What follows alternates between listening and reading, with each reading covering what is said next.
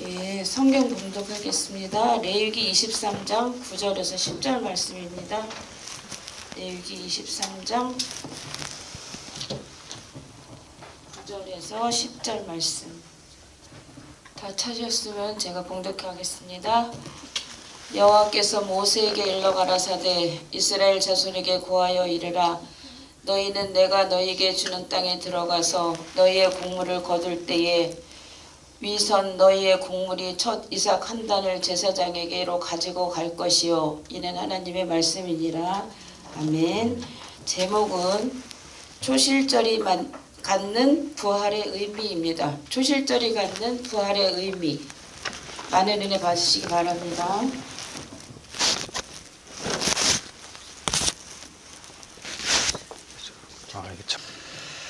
예, 초실절이 갖는 의미 부활이란 제목으로 지금 우리 3대 교구 같은 경우는 수요일마다 지금 그 절기에 나타난 초림과 재림에 대해서 지금 공부하고 있지 않습니까?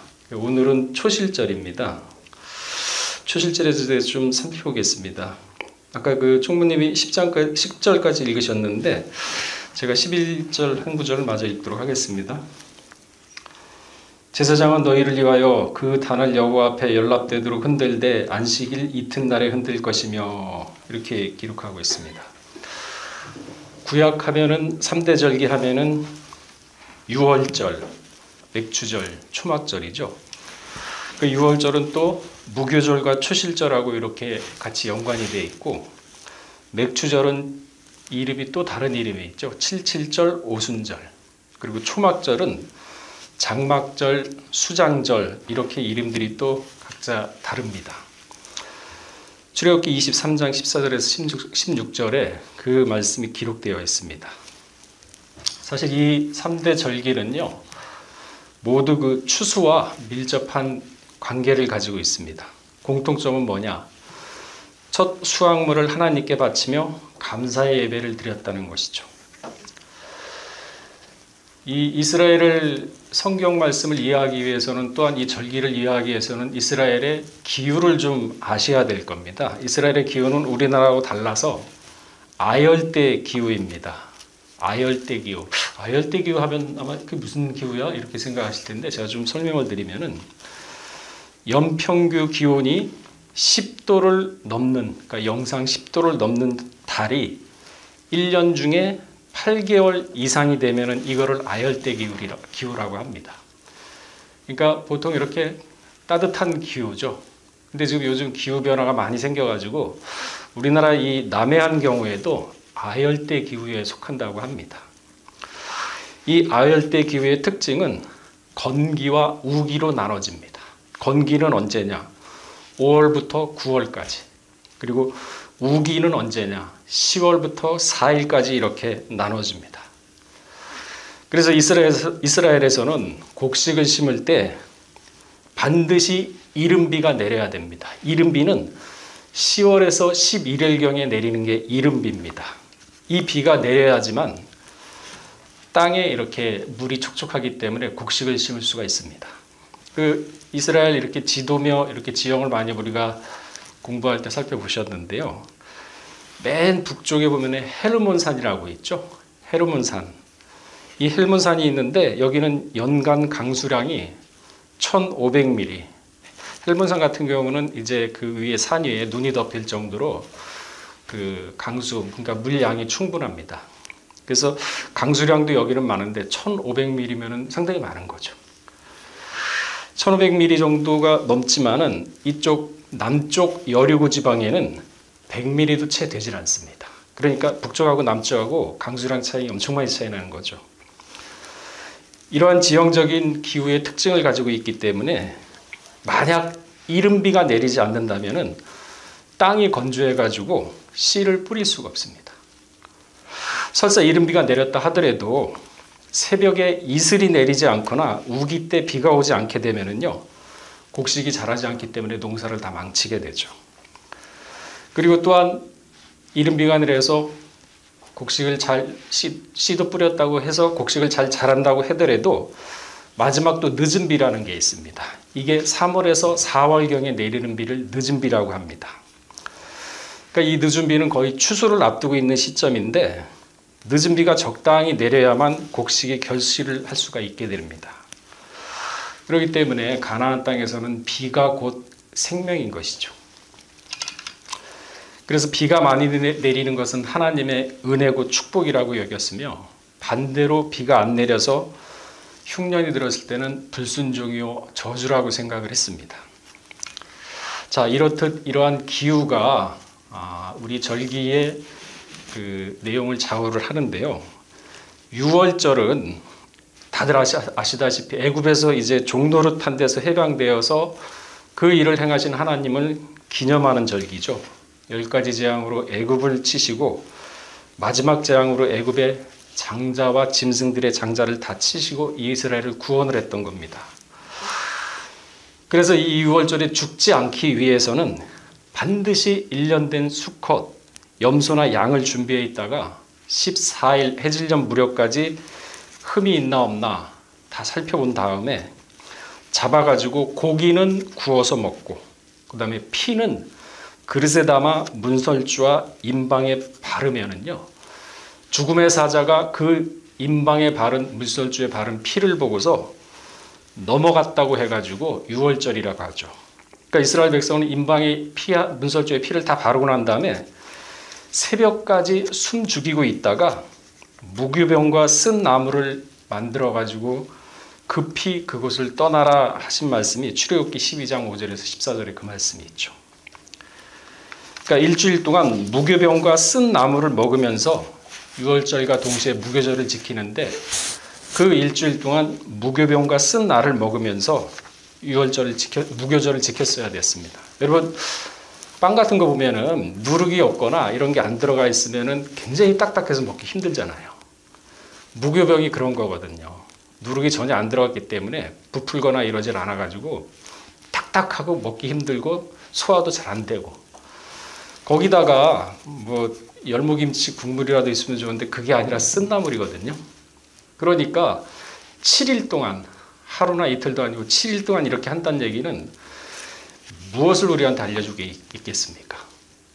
출애굽했다고 할 때 이렇게 하라 그랬거든요. 그러니까 이것은 구원이란 것은 출애굽해가지고 세상에 떠나 나와서 가나안으로 가는 구원이라는 것은 쉽지 않다는 거죠. 고통과 인내와 연단이 반드시 동반된다. 그 얘기를 성경은 지금 하고 있는 거죠.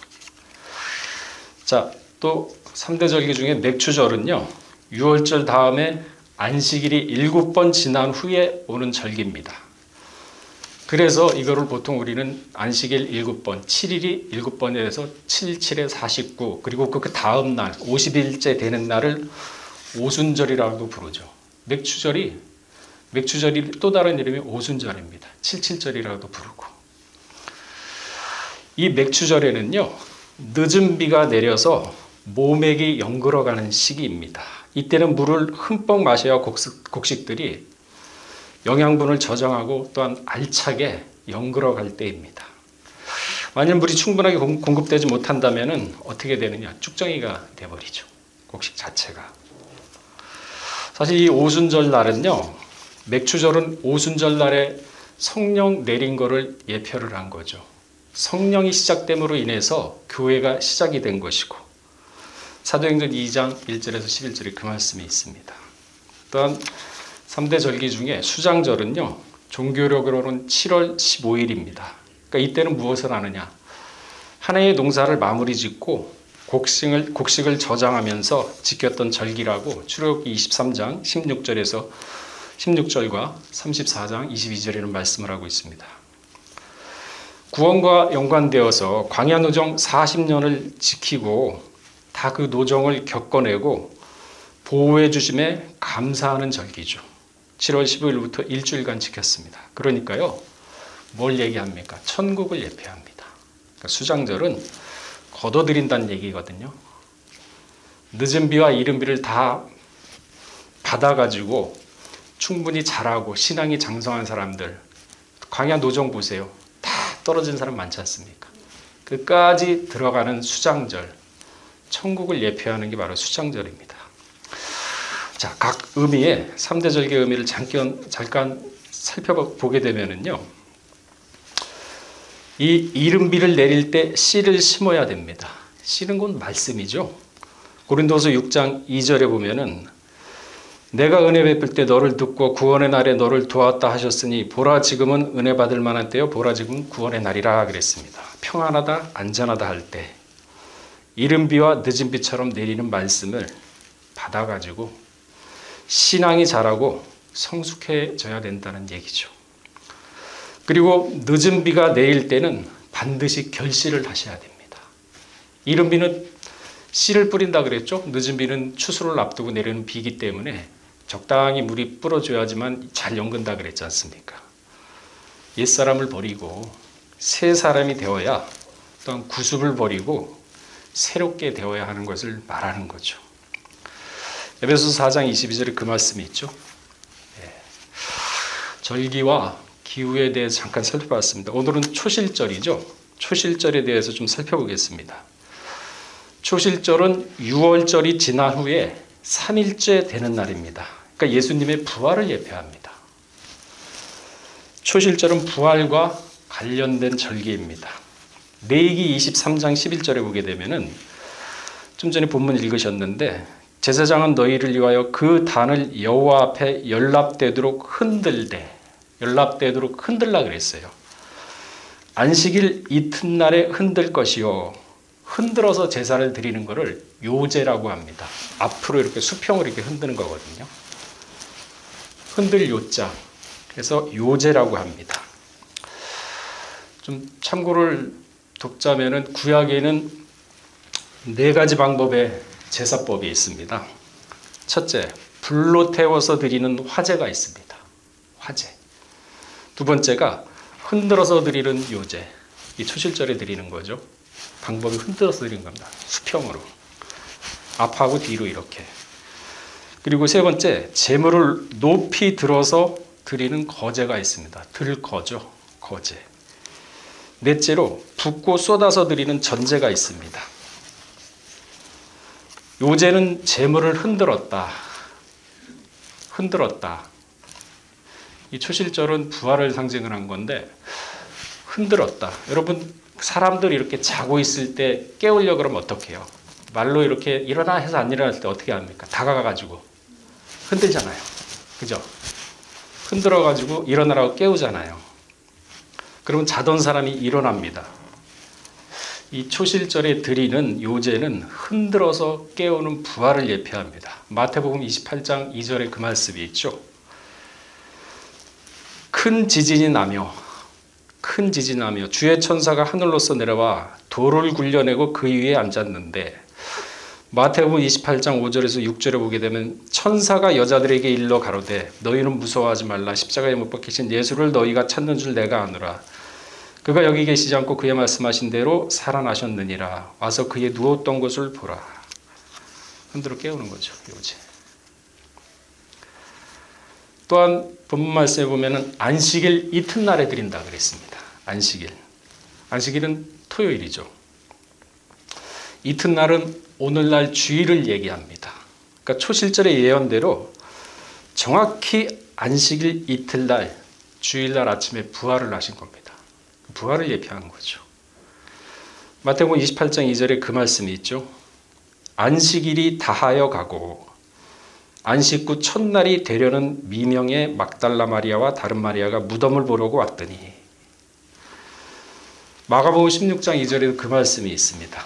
안식 후 첫날 매우 일찍이 해돋는 때에 그 무덤으로 가며 24장 1절에도 그 말씀이 있죠. 누가복음 24장 1절에 안식 후 첫날 새벽에 이 여자들이 그 예배한 향품을 가지고 무덤에 가서 안식 후 첫날 새벽.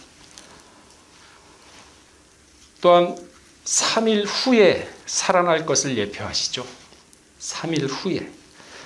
마태복음 16장 21절에 보면은 예수 그리스도께서 자기가 예루살렘에 올라가 장로들과 대제사장과 서기관에게 많은 고난을 받고 죽임을 당하고 제3일에 살아나야 할 것을 제자들에게 비로소 가르치시니 마태복음 17장 23절에도 그 말씀이 있습니다. 죽임을 당하고 제3일에 살아나리니 하시니 제자들이 심히 근심하더라. 오늘 본문 말씀에 있지 않습니까? 본문 말씀에 아까 저기 11장에 읽으셨잖아요. 연락되도록 흔들되 안식일 이튿날, 안식이 이틀날. 안식일 전에 들어가셨잖아요. 합치면 3일이죠. 그러니까 3일날에 살아나실 것을 초실절에 이미 예표를 한 겁니다. 근데 누가 알았을까요? 아무도 몰랐잖아요. 마태복음 16장 21절에도 그 말씀이 있습니다. 또한 초실절은요, 오늘날 주일의 근거가 되는 절기입니다. 주일의 근거. 사도행전 20장 7절에 보게 되면은 안식 후 첫날에 우리가 떡을 떼려 하여 모였더니 바울이 이튿날 떠나고자 하여 저희에게 강론할세 말을 밤끝까지 계속하매 안식일 이튿날 초실절 날이죠. 그러니까 예전에는 구약 때는 요즘은 예배 드릴 때 어떻게 드리나요? 교회 와가지고 설교 말씀을 듣고 저 말씀이 맞다. 성령의 감동이 와가지고 그래 내 삶이 좀 바뀌어야겠다. 내 생각이 좀 바뀌어야겠다 하면서 사람이 설교 말씀을 듣고 자기의 속사람을 바꾸고 또 말씀에 부딪혀가지고 성령의 감화 감동돼서 회개도 하고 이러지 않습니까? 그때는 어떻게 했나요? 구약시대에는. 예수님 이전에는요. 반드시 제물이 있었어야 됐어요. 그때는 이렇게 설교 말씀이 없었습니다. 부자는 소, 양 한 마리, 가난한 자는 반구 2개가 있었어야지만 하나님이 받으셨습니다. 그러니까 예수님 와가지고 휘장이 찢어졌죠. 십자가에 달려서. 그 이후로 바뀐 겁니다.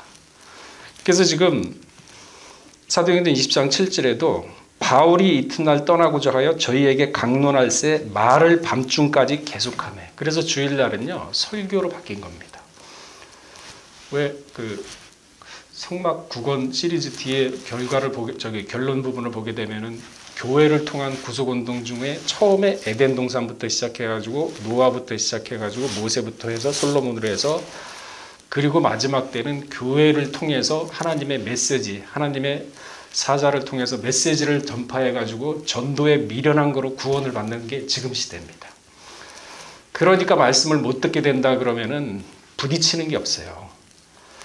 마음에 부딪히는 게 없으니까 마음이 어둡죠. 깨닫지 못하니까 갈 길을 알지 모르죠.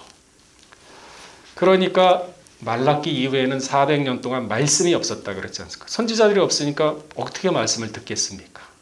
그러니까 마지막 때도 그런 영적 기근이 온다는 거죠. 그러니까 교회에 있을 때 편안하다 안전할 때 말씀이 나올 때 많이 나올 때 이른 비, 늦은 비, 이른 비 때 씨앗을 심고 늦은 비 때 추수를 대비하는 그러한 영적 정신적인 자세가 우리 삶 가운데 있어야 된다는 거죠. 그걸 지금 보여주는 거거든요.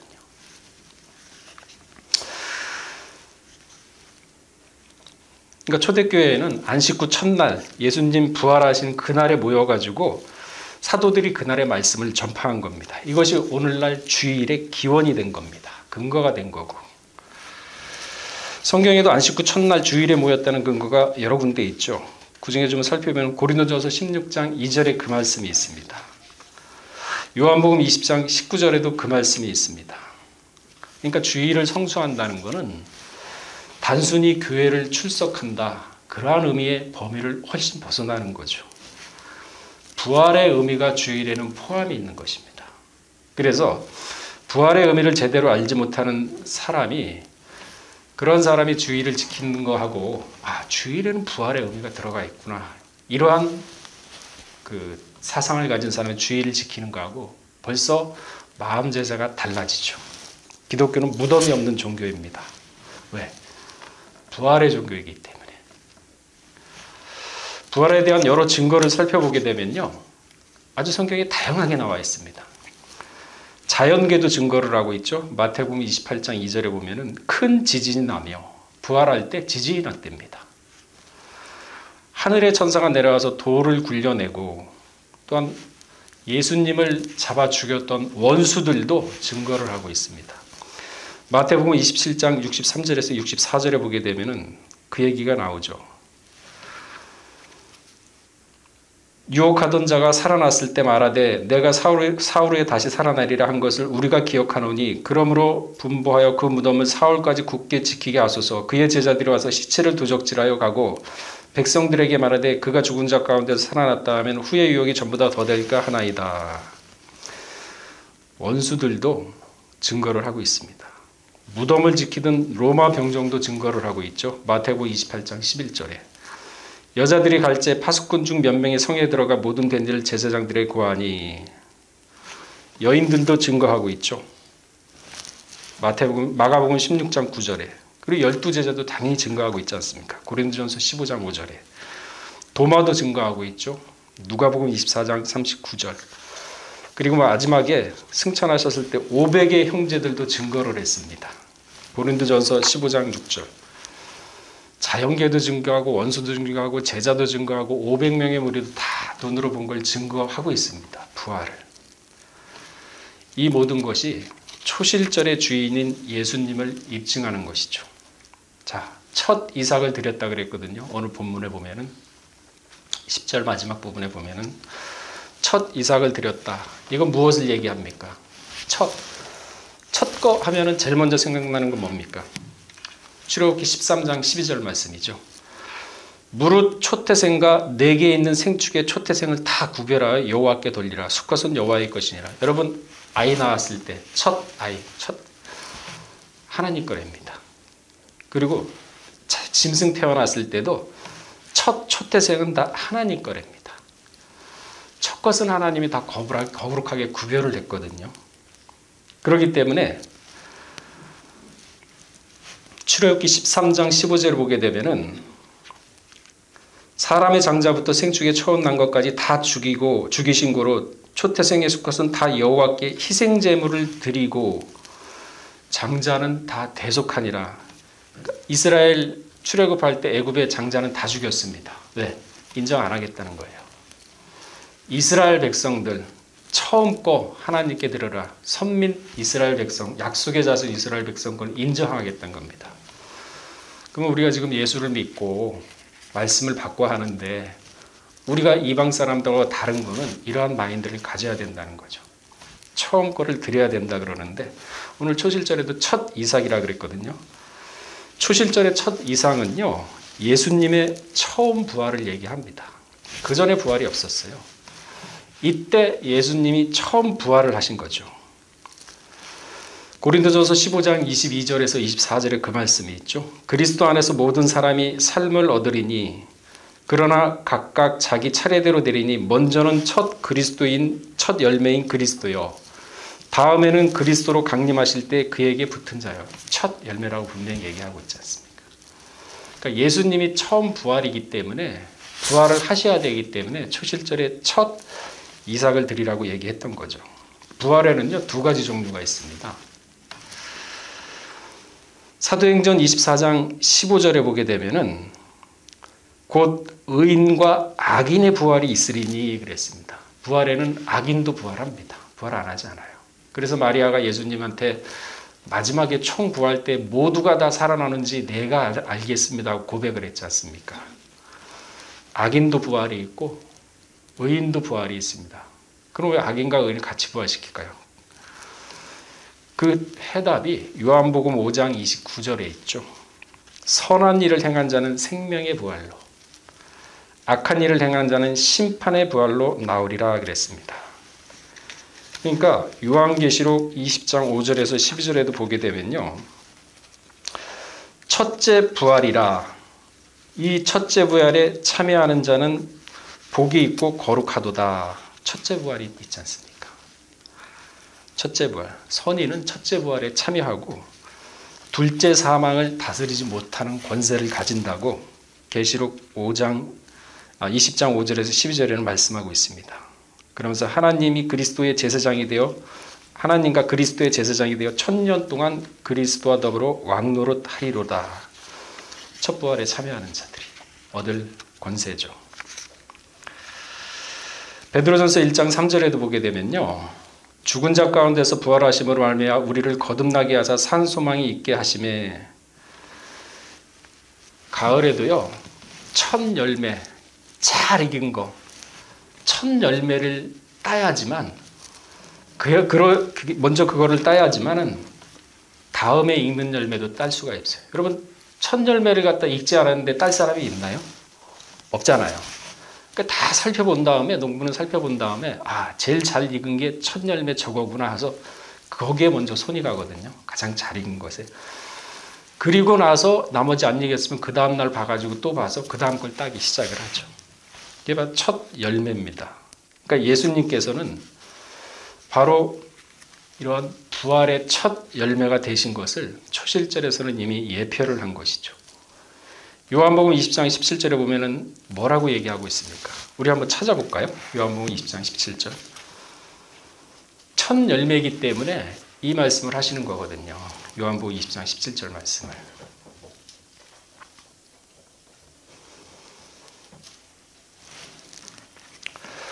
자, 17절 읽어보겠습니다. 시작. 예수 그리스도에 나를 만지지 말라. 내가 아직 아버지께로 올라가지 못하였노라. 너는 내 형제들에게 가서 이르라. 내가 내 아버지 곧 너희 아버지 내 하나님 곧 너희 하나님께 올라가라. 만지지 말라 그랬죠. 부활한 몸을 갖다가 만지지 말라 그랬습니다. 왜? 하나님께 먼저 보여야 되니까. 그래서 만지지 말라 그랬던 거죠. 도마한테는 만져보라 그랬죠. 근데 도마는 두려워서 못 만졌지 않습니까? 그죠? 그러니까 못 만질 걸 아신 거죠.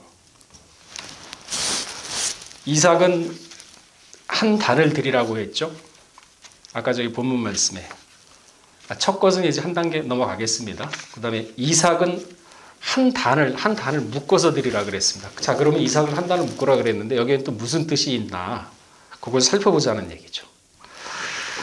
레위기 23장 10절에 보면은 너희는 내가 너희에게 주는 땅에 들어가서 너희의 곡물을 거둘 때에 위선 너희의 곡물 첫 이삭 한 단을 제사장에게 가져가서 드리라 그랬거든요. 제사장은 이걸 받아가지고 요제를 해서 안식일 이튿날 흔들어서 바치라 그랬고, 한 단, 무엇을 의미할까요?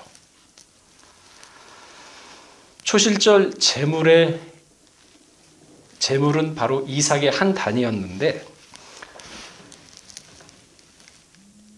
이거는 무엇을 의미하냐면은 마태복음 27장 50절에서 53절에 보게 되면은 예수님이 영혼이 돌아가실 때 성소가 휘장이 위에서 아래 이렇게 쭉 둘로 찢어졌지 않습니까? 그때 땅이 진동하며 바위가 터지고 무덤이 열리며 자돈 성도들의 몸이 많이 일어나대. 예수 부활 후에 저희가 무덤에 나와서 거룩한 성에 들어가 많은 사람의 보이니라. 예수님이 딱 운명하셨을 때 성소가 찢어지면서 땅이 진동하고 바위가 터졌답니다. 바위가 터질 수 있나요? 터졌답니다. 그러면서 무덤이 열리고 많은 성도들의 몸이 일어나대. 이때 부활한 겁니다. 그러니까 이게 무슨 얘기냐면은 예수님이 돌아가셨을 때 이분은 죽을 수가 없어요. 예수님은 죽을 수가 없죠. 그러니까 돌아가셨는데 바로 죽을 수 없으니까 그냥 부활하신 거죠. 그러니까 인간들이 믿지 못하니까 죽게끔 만들려서 무덤 속에 3일 동안 도망간 거고, 그리고 첫 열매로서 부활을 하니까 바로 이어서 다 부활한 거 아닙니까? 그러니까 3일 동안에 무덤에 계실 수가 없는 거예요. 생명 자체인데 어떻게 죽음이 있을 수 있나요? 인간한테 보이기 위해서, 그러니까 인간의 죄를 감당하기 위해서 죽을 수밖에 없는데 본래는 생명인데 죽을 수가 없는 거예요. 육체가 딱 돌아가실 때 바로 무덤이 터지고 그 사람들이 났다는 얘기는 예수님이 첫 열매이기 때문에 그 전에 짧은 순간에 부활하신 거죠. 그래서 자던 성도의 몸이 많이 일어난다고 얘기를 하지 않습니까? 그러니까 부활은요, 한 분만 해당되는 것이 아니라 집단을 얘기하는 겁니다. 그러니까 이삭 한 단이라는 것은 이 부활했던 사람은 어떤 사람들인가요? 미래의 사람들일까요? 과거의 사람들일까요? 예수님 이전에 과거의 사람들이겠죠. 구약에 왔던 믿음을, 신앙을 지켰던 사람들이 부활을 했겠죠. 그 사람들이 다 부활을 하는 거죠. 이것도 예표입니다. 마지막 때 분명히 예수님이 첫 열매로서 부활을 했기 때문에 마지막 믿는 성도는 반드시 또한 이렇게 부활을 할 것을, 한두 사람이 아닙니다. 믿음의 총회, 장자의 총회, 그 사람들은 한 묶음이 돼가지고 부활할 것을 벌써 초실절에는 보여주고 있는 거죠.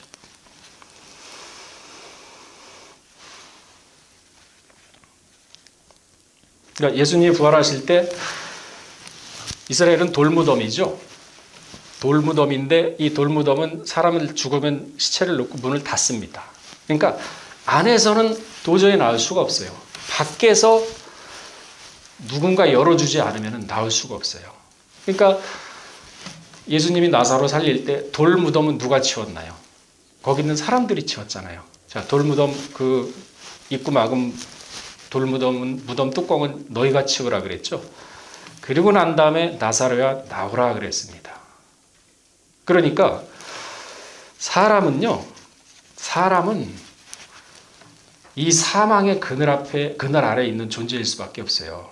이걸 깨트린 분이 예수님이라는 거죠. 무덤이 터지고 바위가 터졌지 않습니까? 무덤을 깨트렸다는 얘기죠.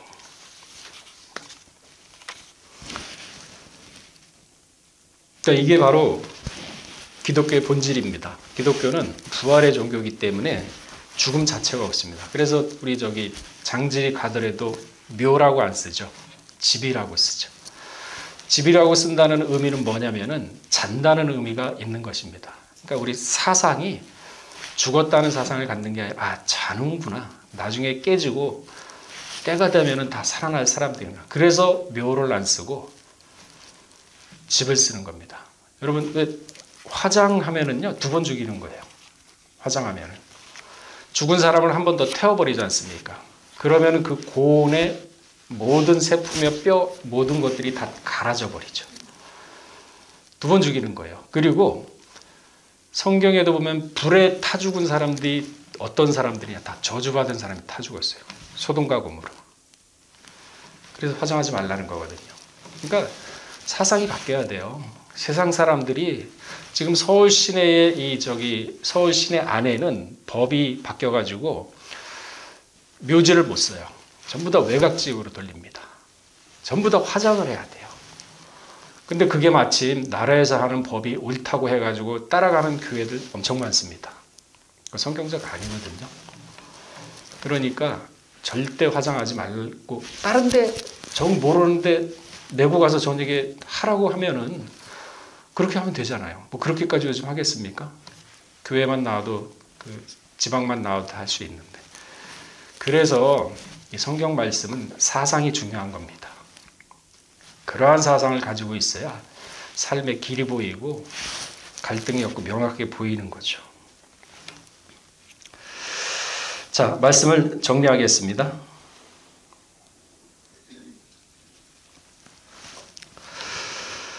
자, 오늘 초실절은 6월절 3일 후에 드리는 절기죠. 곡식을 한 단을 취한 다음에 제사장에 가져가서 제사장은 그거를 수평으로 앞뒤로 흔들어서 요제를 드립니다. 그리고 초실절은 오늘날 주일의 근거가 되는 절기입니다.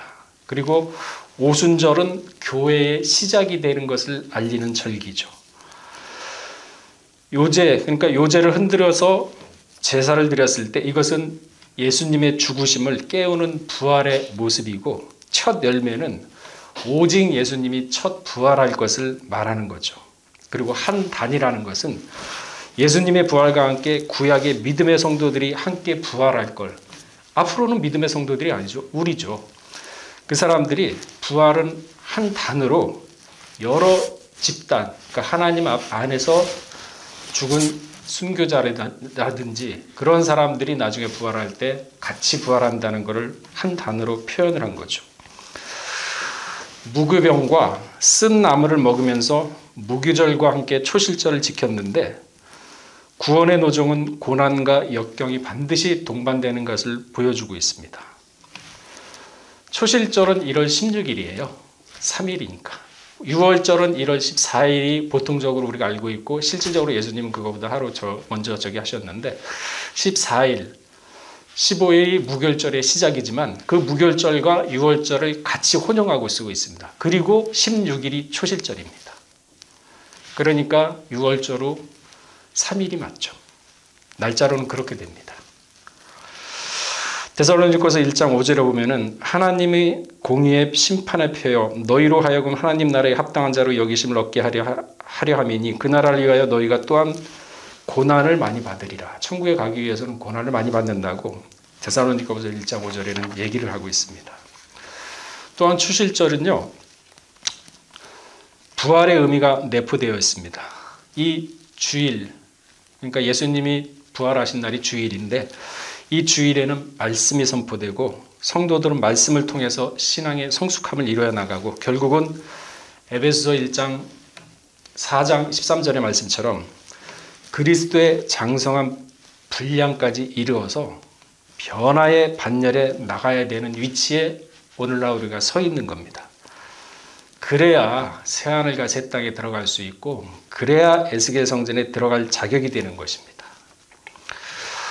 그러니까 지금 은혜 받을 만한 때요, 구원의 날이다, 말씀 받고서 그 말씀으로 자기를 점검하고, 베레아 사람은 그러죠. 이 말씀이 맞나 안 맞나 확인을 해보고 성경을 찾아봐 가지고 그저 감정적으로 믿습니다 하는 게 아니라 체계적으로 영적 지식으로 하면서 자기 마음을 말씀화시키고 말씀 육비에 새기고 그러면서 내 사상까지 바꾸는 그러한 과정을 걸어야 되는데 그게 쉽습니까? 그러니까 무교병과 쓴 나무를 먹으면서 가야 된다는 게 맞아요. 이 세상에서 가장 힘든 게 뭐냐면 자기 자신을 이긴 겁니다. 자기 자신 이기기 쉽지 않아요. 그래서 히브리서에 뭐라 그랬습니까? 12장에 너희가 죄와 싸울 때까지 피 흘리기까지 안 했다고 우리한테 질책을 하고 있는 것이거든요. 그러니 다윗도 그 영적으로 나태해져 가지고 그 저녁에 남들 다 전쟁 내보내고 목숨 걸고 있는데 저녁에 나와 가지고 자고 일어나서 그 거지 영적으로 얼마나 나태해졌습니까? 다윗의 그 10년은 어땠습니까? 오로지 하나님만 바라고 위에만 바라고 기도만 했거든요. 2번이나 사울 죽일 기회가 있었지만은 하나님이 내게 어떻게 하실 것까지 모든 걸 하나님으로 맡겼는데 순간 마귀의 틈을 보이고 영적으로 나태해지니까 큰 죄를 저지른 거 아닙니까? 그러니까 하루하루 살아가면서 우리가 우리 자신을 돌아보고 우리 자신이 올바른 신앙에 체계화시키고 그러한 관점에서 이 세상을 살아갈 때 하나님의 도우심을 받을 수 있지, 내가 준비가 안 되고 내가 무장이 안 되는 하나님이 도와주고 싶은데 못 도와주거든요. 왜? 조금 도와줬다가 다시 돌아서고 말씀을 믿다가 또 안 믿고 이러면 하나님도 못 도와주죠. 그러니까 오늘 초실절을 통해서 초실절이 부활의 어떤 의미를 가지고 주일은 또 어떻게 나왔는지 살펴보았습니다. 그러니까 초실을 통해서 여러분들 신앙이 쌓는 그러한 초석이 되시기를 주의 이름으로 축원하겠습니다. 다시 기도하겠습니다. 고맙고 사랑이 많으신